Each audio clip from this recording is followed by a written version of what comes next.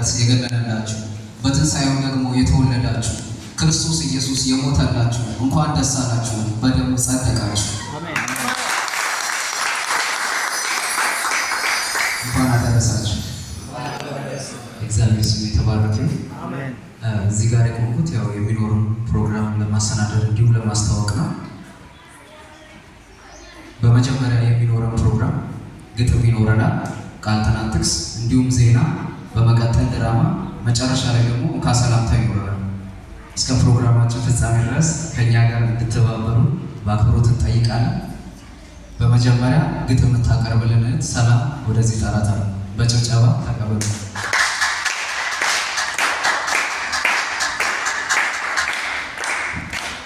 እንኳን ለጌታችን ለመድኃኒታችን ለኢየሱስ ክርስቶስ የትንሣኤ በዓል ሰላም አደረሳችሁ። አሁን ማቀርብላችሁ ግጥም የግጥሜ ርዕስ በመስቀል ፈጸመ።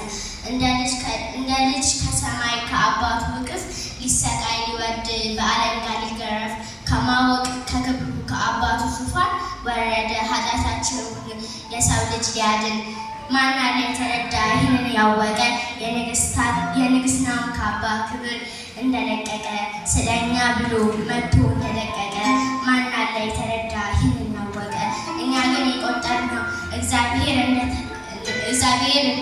እንደተመታ በእግዚአብሔር እንደተመታ ከኃጢአተኞች አንዱ እንደሆነ ጌታ እኛ ግን የቆጠርነው በእግዚአብሔር እንደተቀጣ እሱ ግን ጌታ ነው ሊያድን የመጣ እንድንወደውም ዘንድ ደምግባት የሌለው የተናቀ የተጠላ ምስኪን የሕመም ሰው እንደሚታረድ በግ ዝም አለ የኔ ጌታ።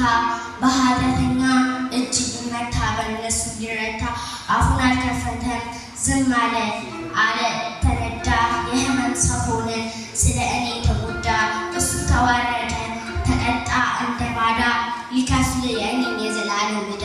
ሕመሜ ደዌዎችን እሱ ተቀበለ የዘላለም ዕዳን ስለ እኛ ከፈለ። ስለ በደላችን ጌታ ተሰቀለ እኛ ነፃ ወጣን። እሱ ግን ተጠላ በእሱ ላይ አለቀ የእግዚአብሔር ቁጣ። ለኃጢአተኞች ከሰማይ መጣ አዲስ ኪዳን መጣ በደሙ ታተመ የድነት ሥራ በመስቀል ላይ ፈጸመ። አዲስ ኪዳን ወጣ በደሙ ታተመ በድነት ሥራ በመስቀል ላይ ታተመ። ስላዳመጣችሁ ነው።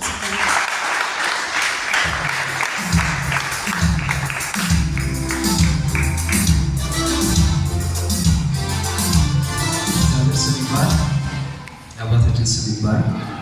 በመቀጠል ቃልና ጥቅስ የሚያቀርቡ ልጆች ይገባሉ ወደ መድረክ።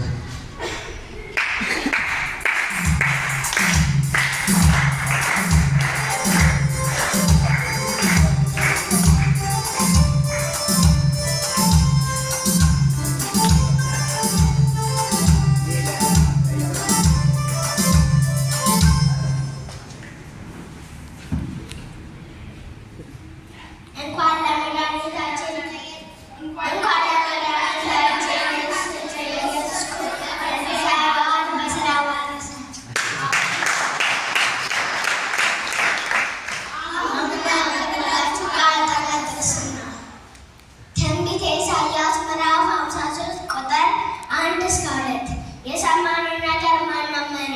የእግዚአብሔር ክንድ ለማን ተገለጠ? በፊቱ እንደ ቡቃያ ከደረቀ መሬት እንደወጣ ሣር በቀለ። የሚስቡበት ግርማ አልነበረውም፣ እናንተ የሚያዩት መልክ የለውም።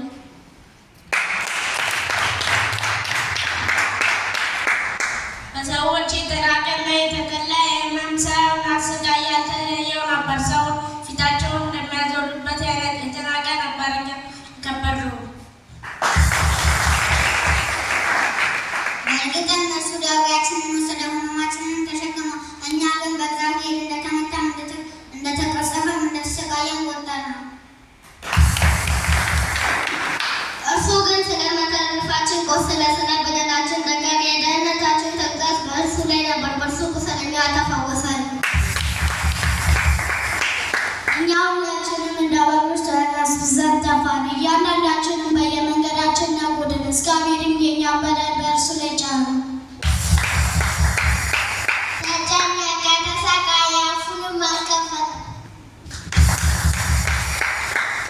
ለመታረድ እንደሚነዳ ጠቦት በሸላቾች ፊት ዝም እንደሚል በግ እንዲሁ አፉን አልከፈተም። በማስጨነቅና በፍርድ ተወሰደ። ስለ ሕዝቤ ኃጢአት ተመትቶ ከሕያዋን ምድር እንደተወገደ ከትውልዱ ማን አስተዋለ? በአፉ ተንኮል ሳይገኝ ምንም ወንጀል ሳይሰራ ከሞቱ ክፉዎች ጋር መቃብር ላይ ከባለጠገኞች ጋር ሆኖ መጠቁና መሰቃየቱ። ነገር ግን እግዚአብሔር ፈቃደኛ ነበረ። እግዚአብሔር ነፍሱን በሰማይ መስዋዕት ቢያደርግ እንኳን ዘሩ ያየ ዕድሜው ይረዝማል። የእግዚአብሔርን ፈቃድ በእጅግ ተናወረ። ከነፍሱ ስቃይ በኋላ የሕይወት ብርሃን ያያል፣ ደስም ይለዋል። ጻድቅ ባሪያዬ በእውቀቱ ብዙዎችን ያጸድቃል፣ መተላለፋችንን ይሸከማል። ስለዚህም እርሱ ብዙዎችን ይወስዳል፣ ከኃያላኖችም ጋር ምርኮን ይካፈላል። ነፍሱን ለሞት አሳልፎ ሰጥቷልና ከዓመፀኞች ጋርም ተቆጥሯልና። እርሱ ግን የብዙ ሰዎች ኃጢአት ተሸከመ፣ ስለ ዓመፀኞችም ማለደ።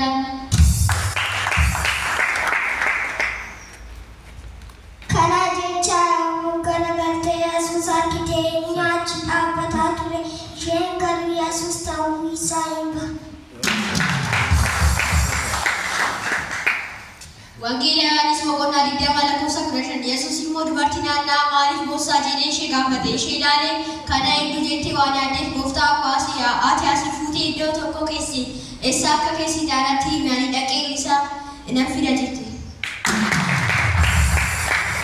Wangeela Yohaannis boqonnaa 20 yommus Yesuus Maariyaam isheedhaan jedhe. Isheen garagaltee Rabbuuni isaan jette. Rabbuuni jechuun barsiisaa jechuudha.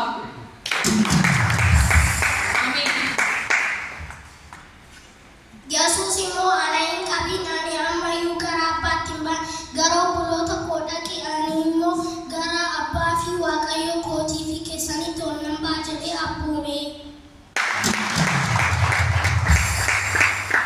Ergasii Maariyaamiin Magdala dhuunfaa ani goofticha argeera, inni dubbii kanaa natti dubbateera jettee barattootatti himte.